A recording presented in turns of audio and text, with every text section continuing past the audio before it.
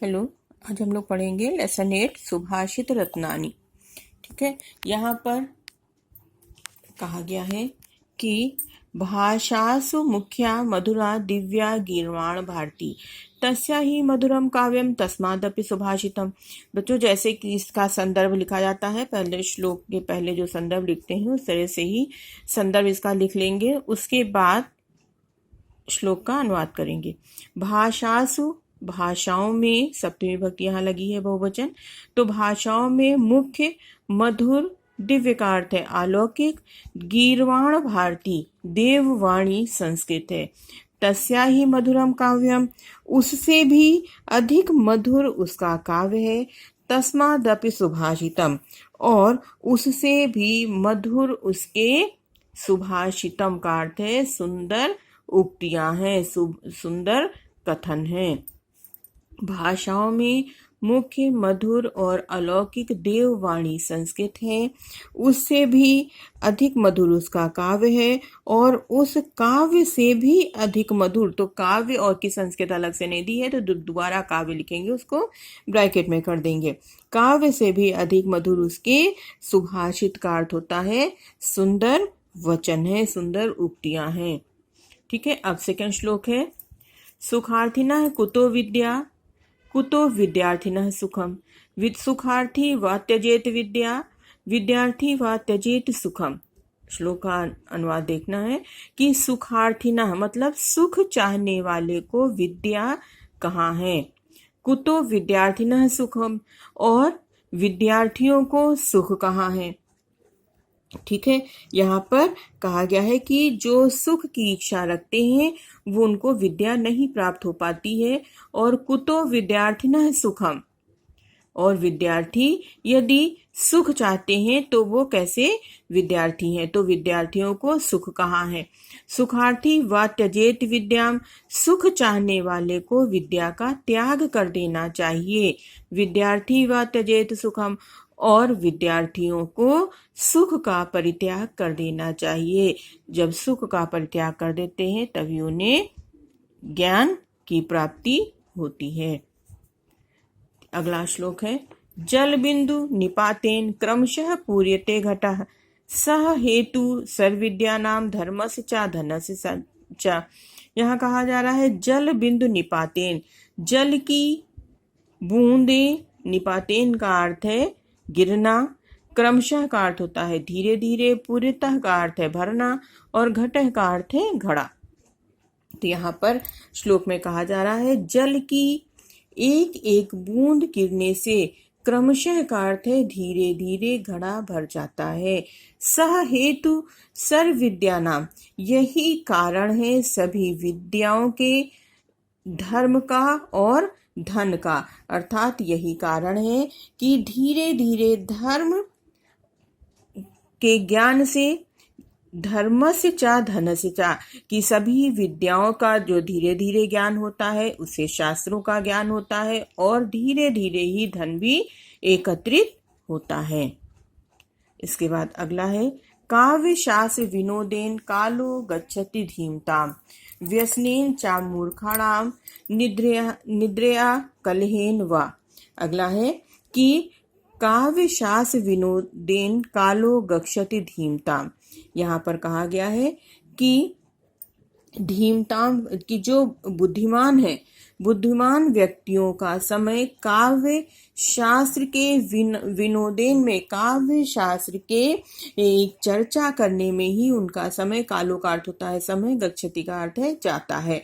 तो बुद्धिमानों का समय काव्य और शास्त्र के विनोद करने में समय बीतता है, काव्य शास्त्र की परिचर्चा करने में समय बीतता है।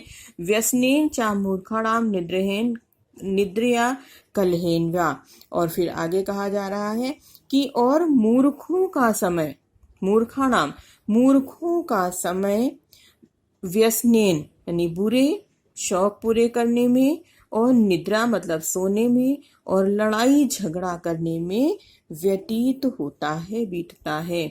ठीक है। यहाँ पर कहा गया है कि बुद्धिमानों का समय काव्य और शास्त्रों की चर्चा के विनोद में, चर्चा के आनंद में बीतता है।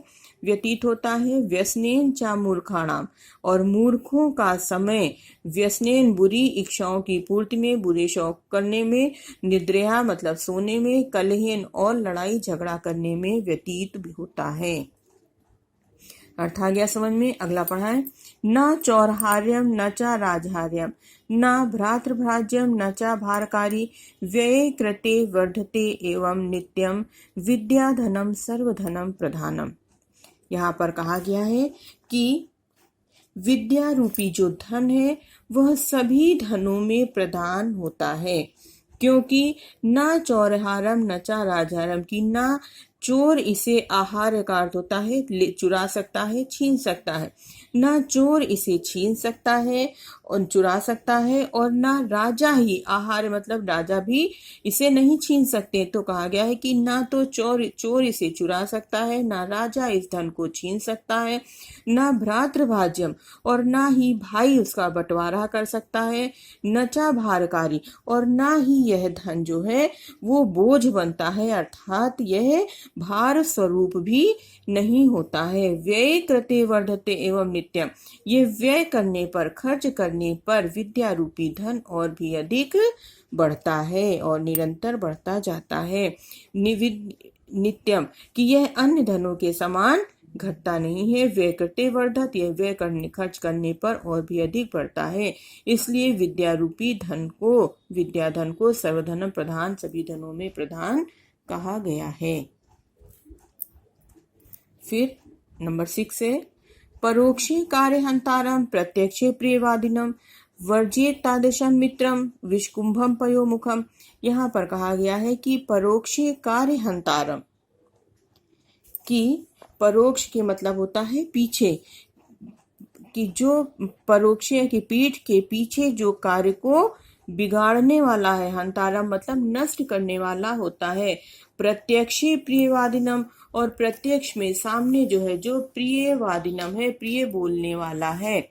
वर्जित तादृशम मित्रम, ऐसे मित्र का परित्याग कर देना। मित्रम विषकुंभम पयोमुखम, ऐसे मित्र का परित्याग उसी प्रकार से कर देना चाहिए जैसे विष कुंभम पयोमुखम, कुंभ का अर्थ होता है घड़ा, कि विष से भरे हुए घड़े में, कलश में जो है के मुख में, पयोमुखम के मुख में अमृत भरा हुआ होता है। तो जिस प्रकार से उसका परित्याग कर दिया जाता है, उसी प्रकार से ऐसे मित्र का भी परित्याग कर देना चाहिए जो पीठ पीछे काम बिगाड़ने वाला होता है और सामने प्रियवादिनम, सामने प्रिय बोलने वाला होता है। ऐसे मित्र को उसी प्रकार छोड़ देना चाहिए जिस प्रकार से विष से भरे हुए घड़े के, जिसके ऊपरी भाग में पय मतलब दूध भरा हुआ होता है, उसका परित्याग कर दिया जाता है। ठीक है, अब अगला है, उदेति सविता ताम्रस्त्राम्र एवास्तमेति चा संपत्तो चा विपत्तो चा महतामेक रूपता। उदेति सविता, सविता का अर्थ होता है सूर्य। उदय होता हुआ सूर्य ताम्र मतलब लाल रंग का होता है, ताम्र का अर्थ होता है लाल। उदय होता हुआ सूर्य लाल होता है।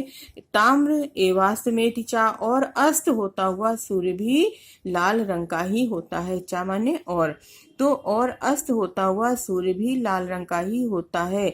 संपत्तो चा विपत्तो चा महताम एक रूपता, कि जिस प्रकार से संपत्ति और विपत्ति में महान पुरुष जो है वो एक समान होते हैं।